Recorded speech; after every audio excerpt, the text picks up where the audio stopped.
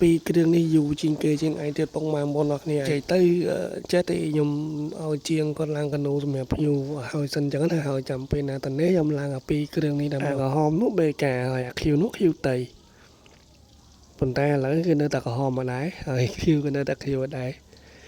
ដោយសារតែទុកបោះភ្ញៀវច្រើនពេកយកចិត្តនៅជាងគាត់ដកឃ្លាអត់បានទេអញ្ចឹងមានតែទុកពេលគាត់តាមនោះទៅដោយសារតែគូនេះគូ free ដែរដោយសារទុកយកដាក់តាំងវាទូចទេយើងគាត់ដាក់តាំងទុកមើលទុកអីចឹងណាហើយវាទូចចឹងបើថាមានកនូទៀតមើលទៅក៏វា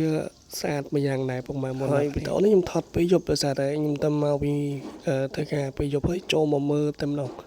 ឃើញថាទុកច្រើនជាងមុនទៀតហើយឡើងកនូសាធៀមយកទៅប្រកួតតែម្ដងពុកម៉ែបងប្អូនអញ្ចឹងវីដេអូគឺមានតែប៉ុណ្្នេះទេសម្រាប់ពុកម៉ែបងប្អូនអរគ្នាណាដែលមិនទាន់បាន Subscribe ឯអាចចុច Subscribe ម្នាក់មួយទៅហើយកុំភ្លេច comment ម្នាក់មួយផងថាខ្ញុំឡើងកនូពីគ្រឿងនេះតើវាសមទៅនឹងទូកដែរទេហើយបើមិនសមតើគួរឡើងកនូអីវិញអានេះដោយសារតែខ្ញុំបានឆ្លាញ់តើទៅមួយទូកឈ្មោះហ្នឹងណាទៅខ្ញុំដាក់ឈ្មោះហ្នឹងទៅតែខ្ញុំឡើងកនូឈ្មោះហ្នឹងទៅហើយសម្រាប់ពុកម៉ែមកដល់នេះគាត់ថាអាចនឹងសមទៅខាងណាខាងណាជាងបើសិនជាឡើងកនូអាច comment ម្នាក់មួយមើលហើយកុំភ្លេចជួយ like ម្នាក់មួយផងអរគុណច្រើនជួបគ្នានៅវីដេអូក្រោយ